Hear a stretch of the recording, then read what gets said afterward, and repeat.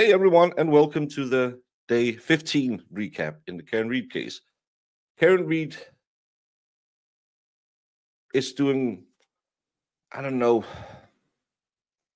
think she's doing better than I had expected this late into the trial, especially after the witness we had on yesterday. Because yesterday they called in John O'Keefe's niece, and I have been reading 3 different transcripts of what she said. And what I gather from it is John O'Keefe and Karen Reed were grown-ups in a relationship. They had arguments.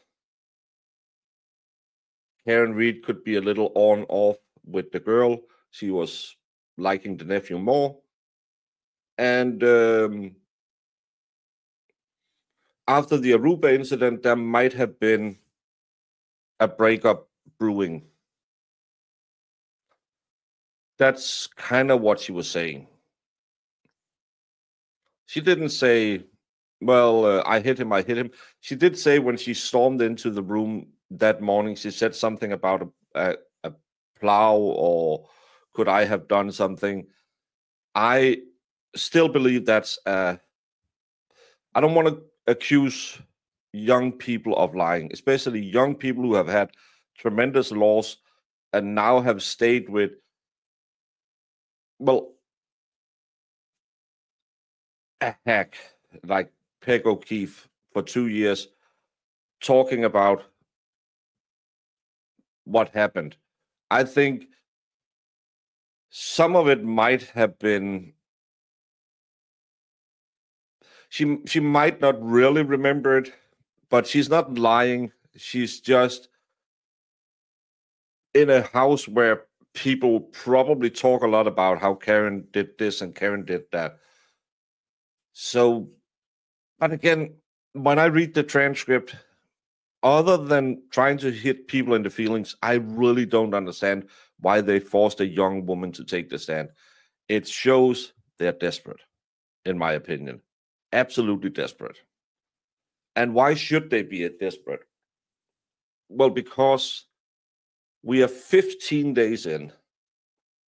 Yesterday, we started doing what you normally would do on day 3 in a hit and run case.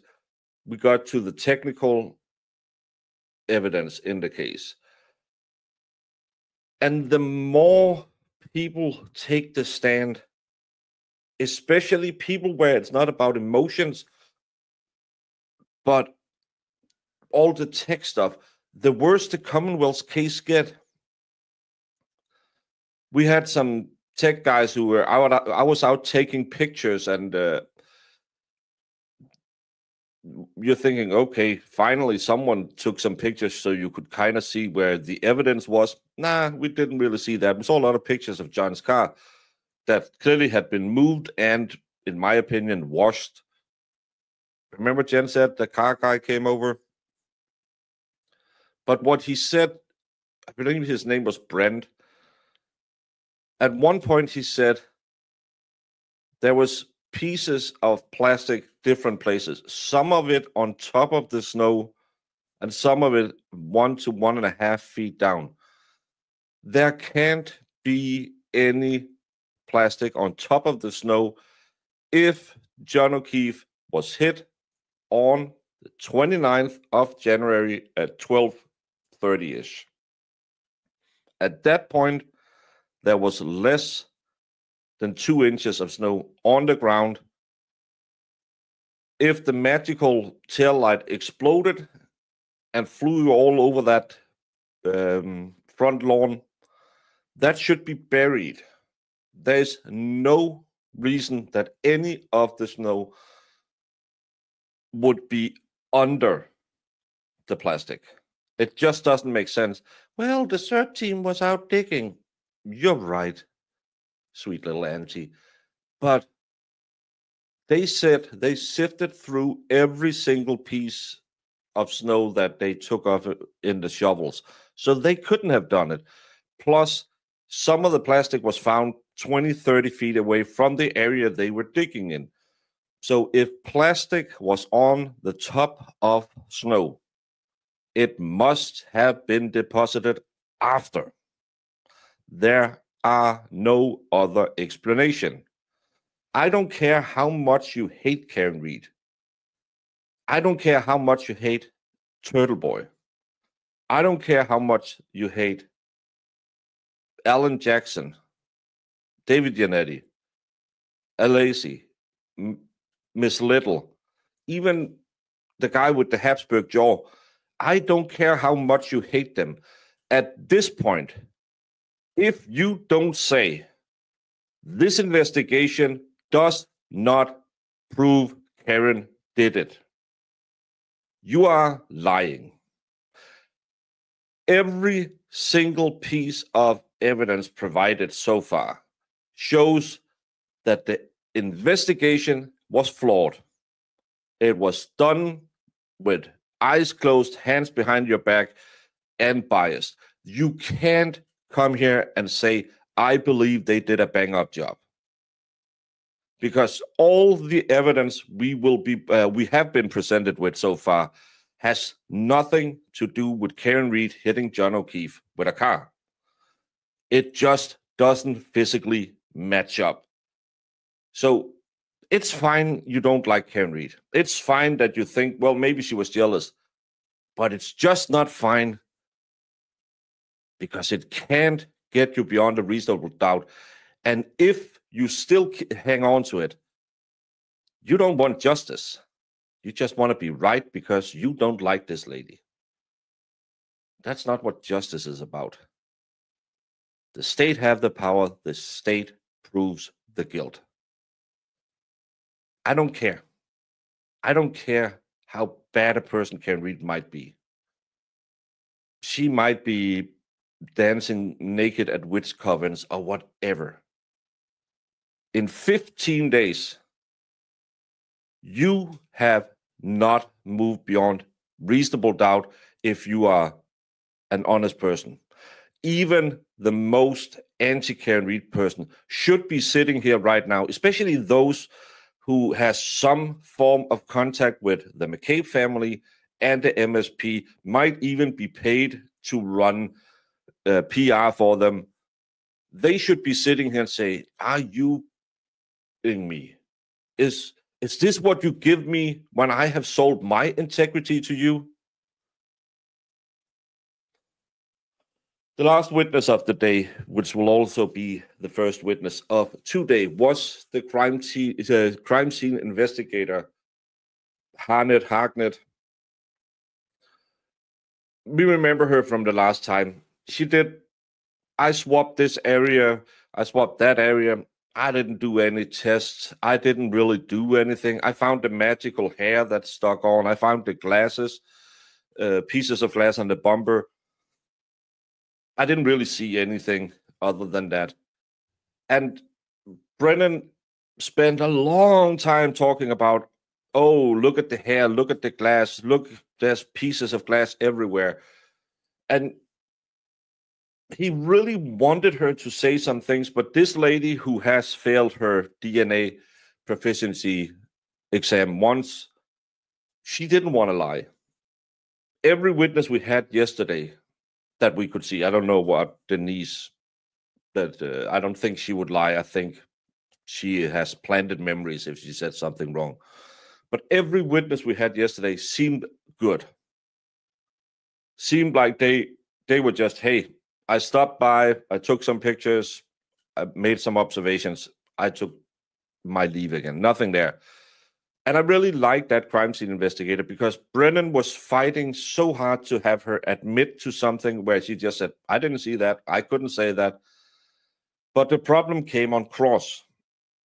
Not that she didn't want to answer questions on cross, because she seemed kind of willing to do it, but the problem was she effed up. As we were watching it, we saw that piece of glass on the rear bumper.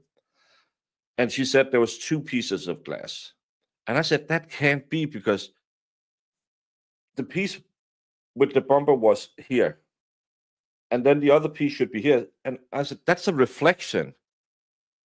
And no, there was 2 pieces of glass. And I thought, Maybe it's 9 o'clock Danish time. I'm getting old. I can't remember.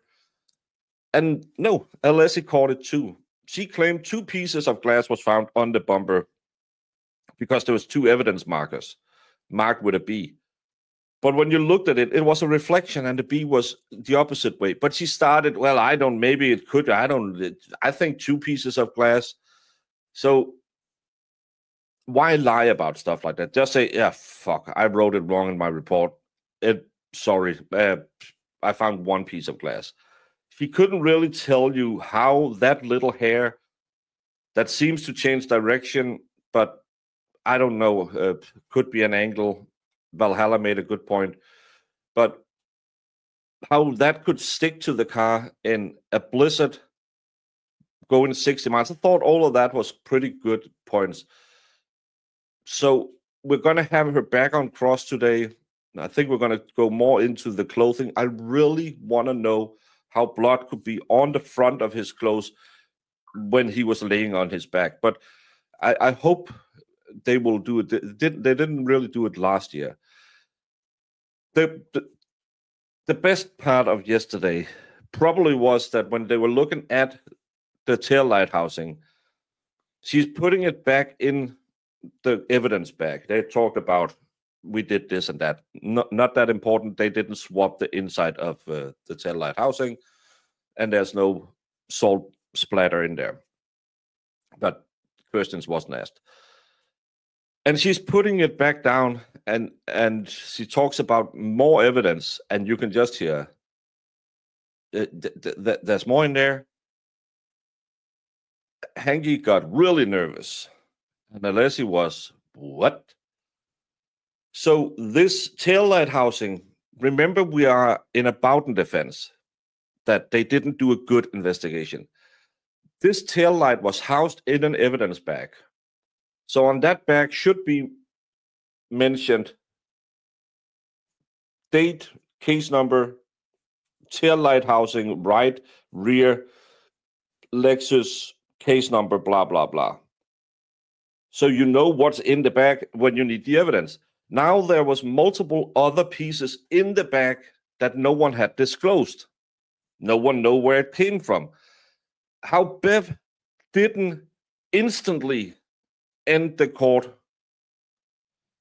How she could, with all the magically appearing evidence, how she hasn't dismissed this case yet with a prejudice. It's beyond me. She's such a biased person. She's getting better with the objections, but the mishandling of evidence proves that there's no way to prove any of this evidence is the correct evidence. I really hope cross today will go as well as it did yesterday, and that more magical things would appear, because, oh my God, that really shook Hank Brennan. He must be sitting at home thinking, was it worth my integrity to get those $300,000? Let's check it out later today.